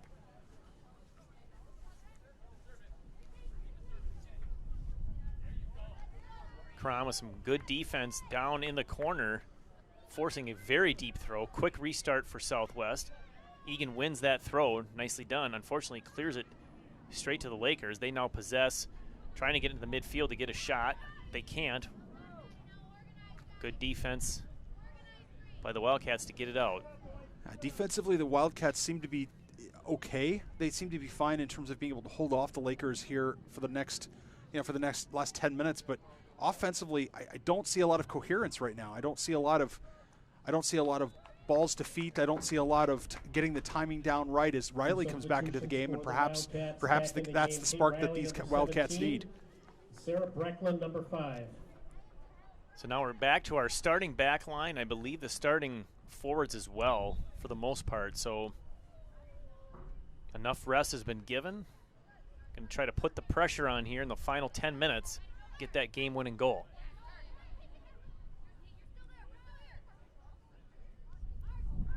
A couple of short passes for Southwest. They almost turn that over, and then they do. Hobbs back to Brecklin. Up to Jensen. She getting a long ball to the corner. Matzik's on her horse trying to chase it down. I don't think she's going to make it. Fortunately, it doesn't go out the goal line for a goal kick. It's a deep corner, so let's see if Eagan can put the pressure on. Wow, she took about 10 yards on that. Put the pressure on and keep it down here. Here's Matzik. Kicking it off. And here's a long throw opportunity for Kron. I checked that back as Kron is substituted for Lee. So here's a long throw opportunity for Lee with the wind behind her. Substitution for the Wildcats. Back in, number 11, Yen Lee. Unfortunate timing there. Lee with a big cross. Unfortunately, didn't get her body and hips turned the right way. So that's the key. The key thing on these crosses or on these shots is basically the direction that your body is facing is the direction the ball is going to go pretty much all the time. It's not 100%, but you got to really turn your hips and point them towards the target, and she didn't do that, it looked like, on that play, which is why it went significantly out of bounds on the near side.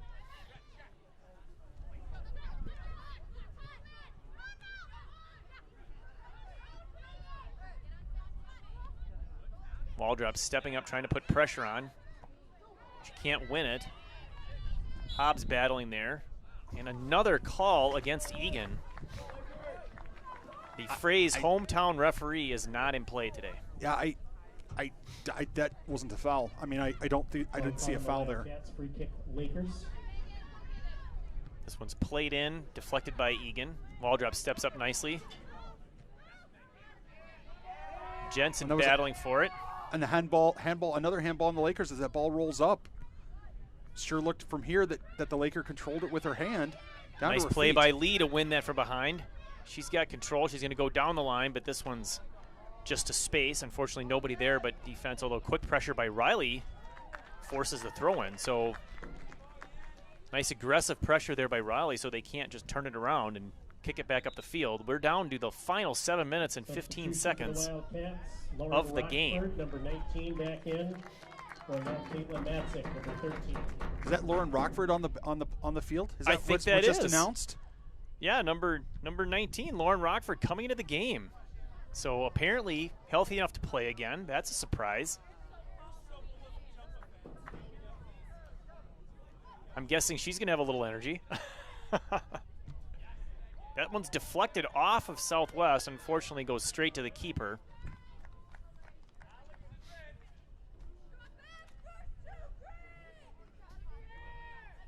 Wildcats have played well enough to claim a victory here, Skip, but the Lakers, to their credit, have not gone away here in the second half. Although that first 20 minutes of the second half, it certainly looked like they might.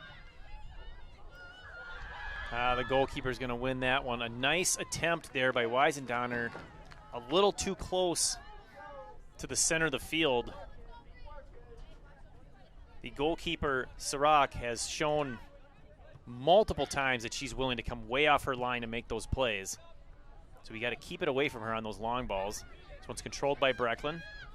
She's going to pass it over to Waldrop. Taps it up looking for Riley. Can't connect. This one comes back to the middle. Here's Carlson controlling. Tried to get it over to Matzik. Or I'm sorry, Matzik's out of the game. It's Rockford over there. In fact, Skip, the Wildcats have changed up their formation. They now have two at the front. And they've dropped Weisendoner into more of a midfield type of role. Nice ball as it goes to the middle. Weisendoner has it. Good turn as she did no pass. Still has no pass. Here's Waldrop giving it a boot. Riley's going to pressure that defense, trying to do something with it. Unfortunately, it's going to go all the way to the keeper as both Riley and Rockford went in there try and make something happen. We're down to 5:15. The boot by Sirac. Played by Weisendoner over to Jensen. She loses it to two defenders. Nice step up by Brecklin, but it gets past her. So she'll have to come back and pressure as Southwest comes in, goes a pass across. Fortunately, nobody there for the Lakers. Waldrop tracks it down, gives it a boot, and it goes off of the Southwest defense for a throw-in.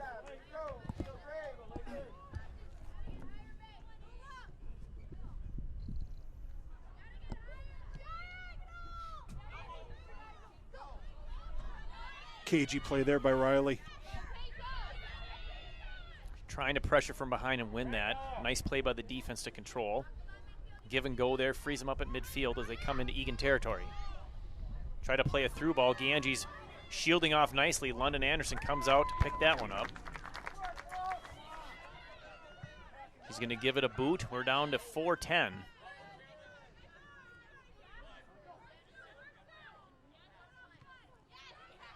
Lee up from right defense to deflect that one back towards the Wildcat bench.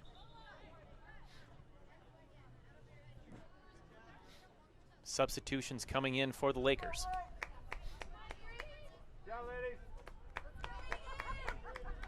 Two substitutions for Southwest.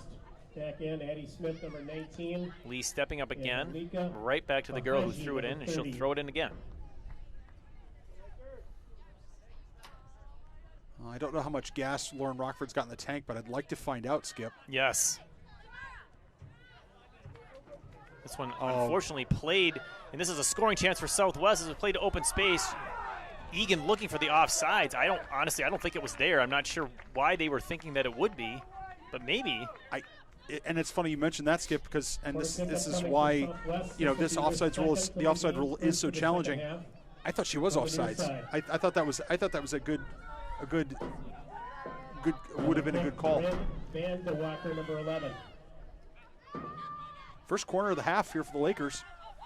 It's a good one. It's in right on London. Nicely done as she swallows that up. Gives a throw out to midfield. Weisendoner there. She's going to kick it. Oh, I was hoping she would kick it past the defender and run onto it. Nice try. Waldrop has it. Nice play by Hobbs to win possession. Looking for a teammate. Foot skills trying to create space. Finally tapped out by Southwest as Eagan making a push down the field here with 2.5 minutes to play. Like to see you could take that throw even faster before the defense has a chance to set up. This will be the clearing boot.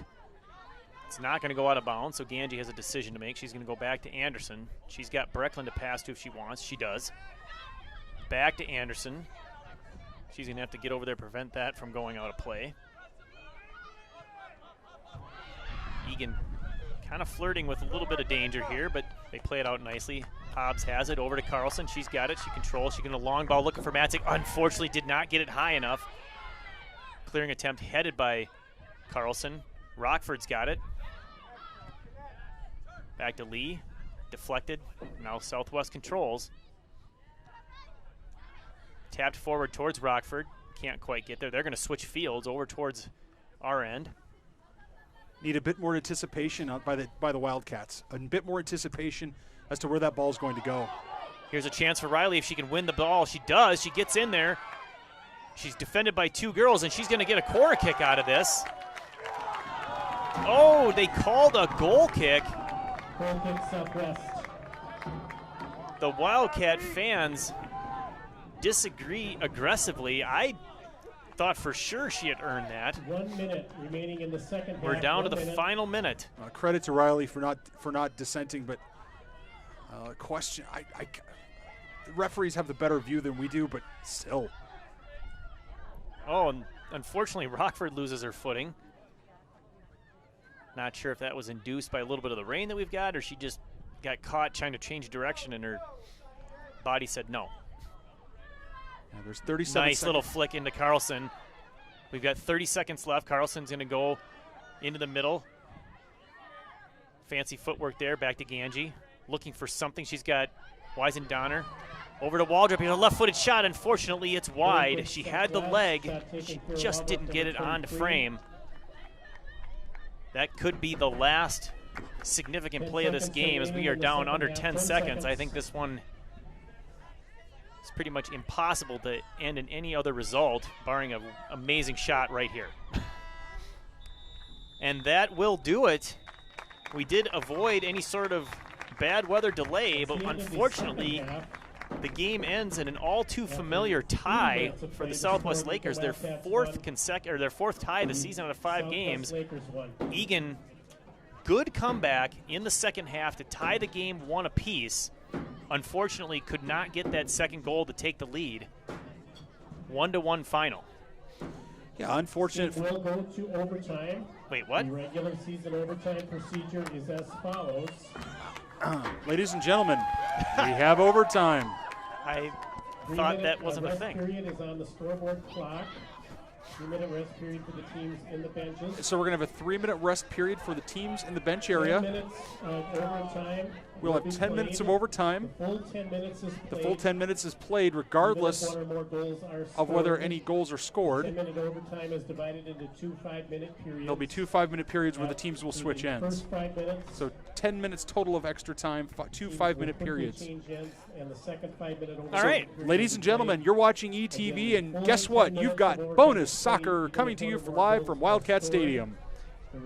Whenever my friends and I would go to a hockey game and it'd go to overtime, it was only a matter of seconds before somebody would yell, "Free hockey!" That's exactly what we got here, folks, some free soccer. So I apologize that I thought the game was over. I think a lot of the fans did too. They were all standing up getting ready to leave, but we've got 2 5-minute periods, as Nathan suggested there. So they'll change ends, so they each defend each half. It doesn't surprise me that there might be overtime, perhaps in a conference. Excuse me, a conference game or something like that. But this being a non-conference matchup, I'll happily admit that I just didn't know the rule.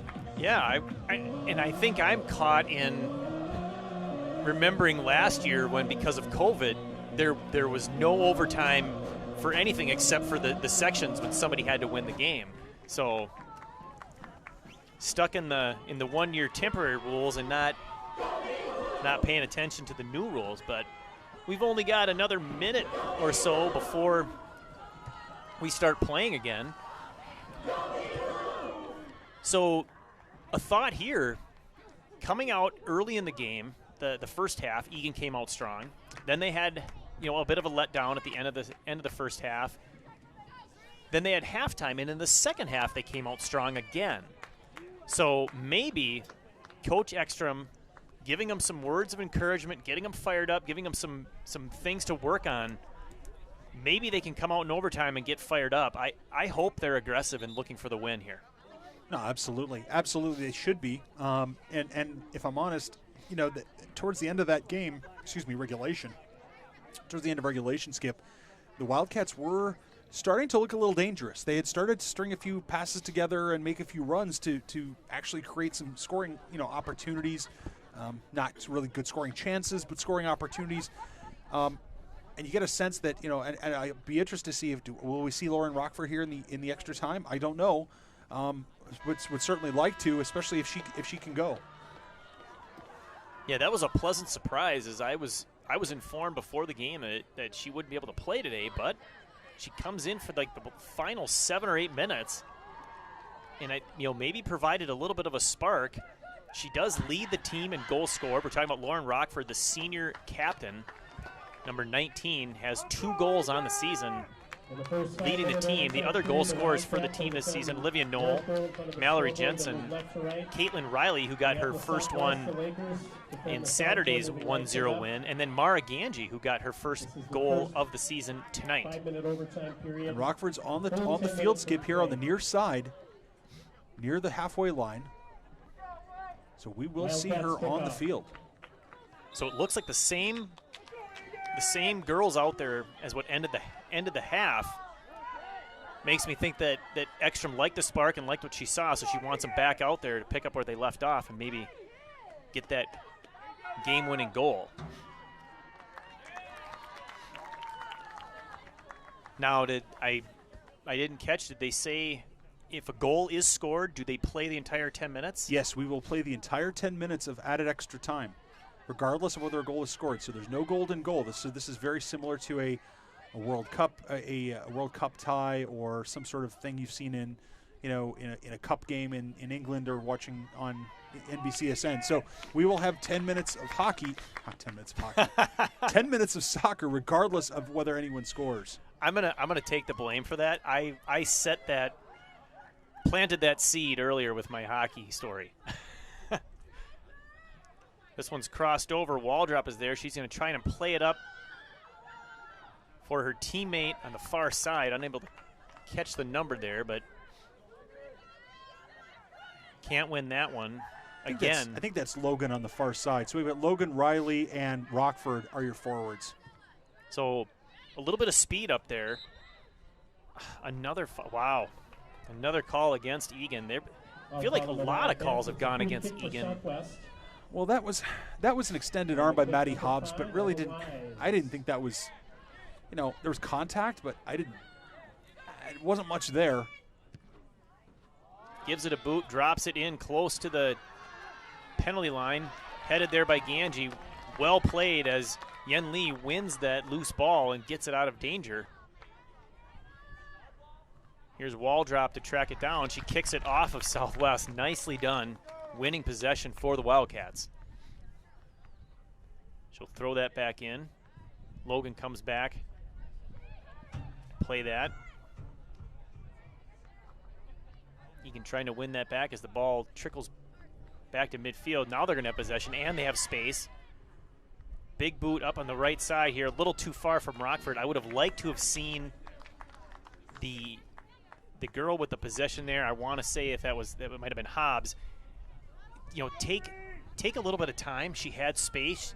Settle the ball and advance and let your team start to fill in with you instead of one timing that on a more difficult pass. Or she could have found Lee to the outside. She could have found Lee to the outside, which would have given perhaps created again additional opportunity for Lauren Rockford to move up the field.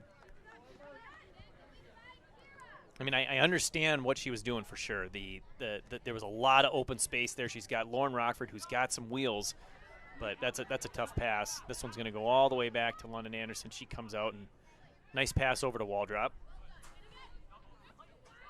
Up to Logan. This is Jensen. Touches over to Carlson. She can't get that one, but she's got plenty of space. She gives a boot up over the head. Again, looking for Rockford. Too close to the line. So I like the aggressive play, Skip, but as you mentioned in the first, I think it was the first half, might have been first half, her body wasn't facing that way. Carlson's body was facing us. It wasn't facing down the field, and it would have been nice for her to she had green space around her, take a touch, and then make the play, and maybe put a little more spin on it. And maybe you know, the lack of, maybe there was a lack of communication. You know, maybe her teammates aren't telling her, hey, you've got time. You know, settle it and take a look. Here's some nice passing. Riley comes back. Oh, just misconnects with Hobbs as she's hustling back. Lakers trying to form a counterattack. They do a through ball, but Waldrop's going to get there first. Passes over to the far touchline. This is off the Lakers and off Waldrop again. Or I'm sorry, off, yeah, Waldrop again.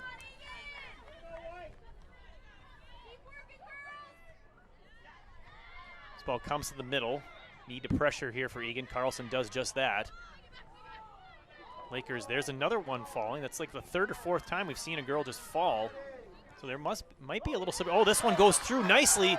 We've got Ella Logan quickly defended by two girls. She's going to kick it off the Lakers and out of play. We're down to less than 30 seconds in the first session of overtime. It's got to be a big throw. You got to put the ball into the box with only 30 seconds left. That one's cleared almost out of the entire stadium space. Down to 10 seconds. They get it into the box. Unfortunately, nobody for Eagan is there. Cleared out by the Lakers. Headed by the Wildcats. They're not going to get a shot off, and we're going to go to our second and final overtime session. So we will play 5 more minutes. And if the game, regardless of the score, the game is then over. But they're just going to switch ends here. There's not going to be a delay here. They just switch it and re-kick, restart. While they're switching, the Eagan High School Boys and Girls Booster Clubs would like to thank their platinum sponsors this year: the Eagan Arms Public House, the Eagan Hockey Association, the Wave Soccer Club, Elite Feet Training, Minnesota Orthodontics, and Summit Orthopedics, and their gold sponsors: Birchwood Dental, Rami Cormat at Colwell Banker, Divine Salon, Dunn Brothers, Edina Realty with John and Melanie Willie, the North Oaks Blast Soccer Club, and the Urgency Room. Thank you to all of our sponsors from the Eagan Wildcat Boys and Girls Booster Clubs. All right, we have begun the second session of overtime. Tied at 1. Southwest scored the first goal of the game in the first half. Eagan tied it quickly in the second half. It's been knotted up ever since. The better scoring chances have come for the Wildcats, unfortunately unable to capitalize. But now the Lakers starting to put on some pressure.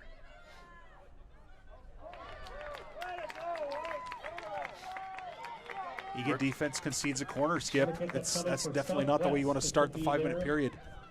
First of overtime. Yeah, this is one that they definitely need to win the ball in the air and not let Southwest get a good shot off of this.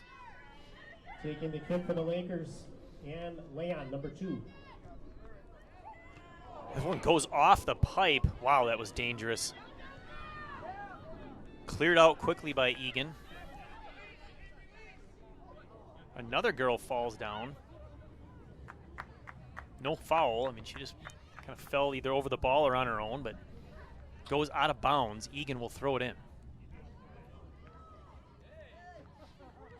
Ooh, there's a shot right off the head. That'll be a stoppage. And Matzik took it clean off the face. Just a bang play. Hopefully it just stung her a bit and she'll be able to get up and she'll be all right. Because it always depends on where it connects. I know, man, you take that one right directly in the nose, that can hurt. The Wildcats. Well, the Wildcats are going to have an opportunity here. They have a throw. I think we're going to restart with a Wildcat throw, and like to have the Wildcats draw up something here or do something here that's going to give them an opportunity to get down the field. Looks like the trainer still tending to Matzik. She's got her sitting up now, so of course the biggest concern would be a concussion situation. Hopefully it's not that bad. That was just a snap. I mean, just she had absolutely no time to react as it was from about 2 feet away. Able to get up and walk off.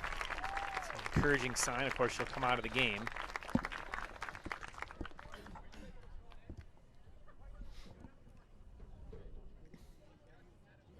check that. I think it's going to be a Laker throw. I stand corrected, but in any event, Logan's going to come back in for, or Weisendonner will come back in for Matzik.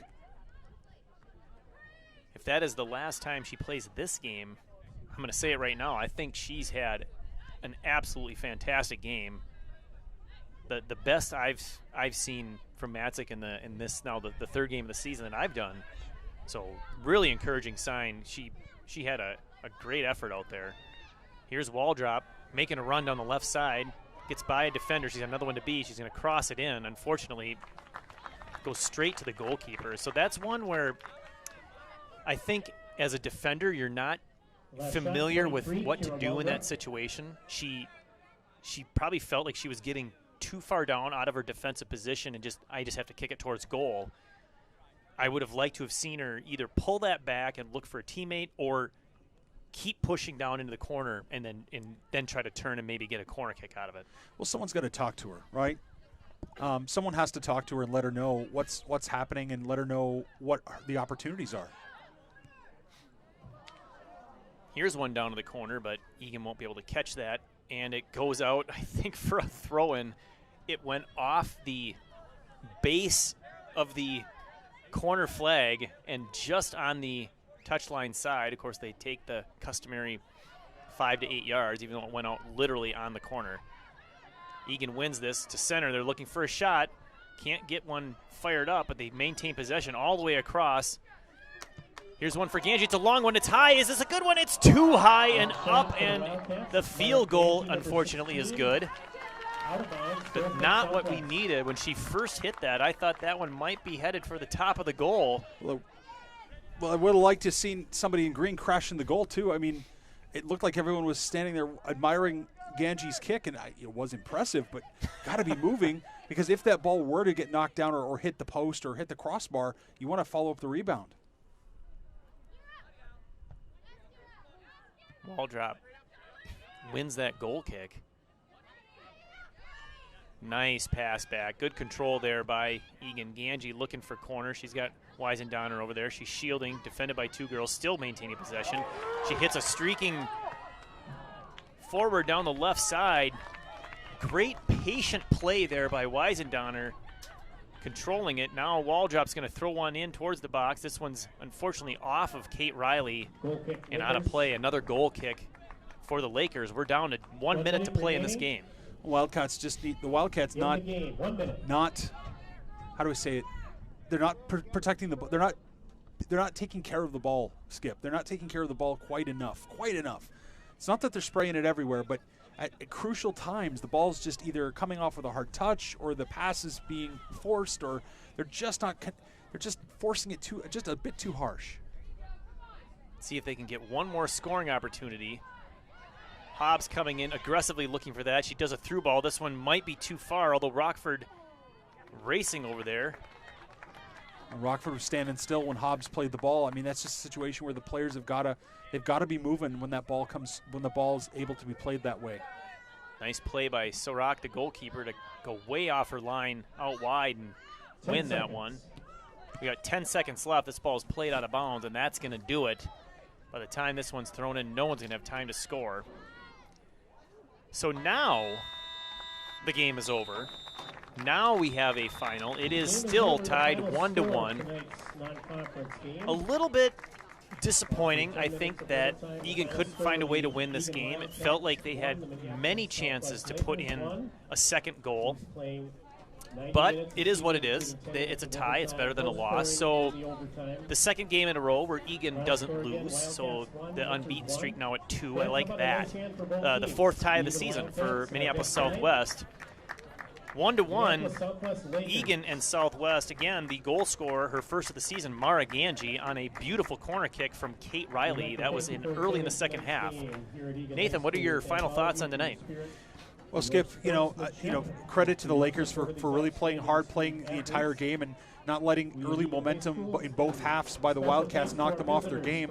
They ended up a tie is a fair result here. A draw is a fair result between these two teams because neither team had what neither team had the ruthless scoring edge in the attacking third. And I think, if I'm honest, I think if you're Eagan, you're a little disappointed in that you didn't have that goal, or you weren't able to dial up that intensity or that pressure late in the second half. And I think that the team still, despite the fact that Ganji put one in off of a Riley corner, which is wonderful to see if you're an Eagan supporter, I think the team still is looking for somebody who's going to put the team on their back and say, I'm going to score the goal when you need me to. I still don't think they have found that person yet this season. Yes, that is a missing piece. Maybe they can get that back. It was encouraging with Lauren Rockford coming back from injury, so she missed almost 2 full games. So that was a nice thing to come out of this game, and maybe she can be that spark, or she can at least help, move the ball around and get better scoring opportunities. I liked her speed up front. I loved the play of Caitlin Matzik today. She was one of my favorite players of the day. I'm sorry, Matzik. Yeah, Matzik is the one I'm talking about, Caitlin. And then Kate Riley, again, looking aggressive and fast as well. So that is it for us here at Wildcat Stadium. Another tie, 1-1. For Nathan Cron, my name is Skip Newton. Thank you to Eagan TV for televising this game. Good night, everyone. Have a great day.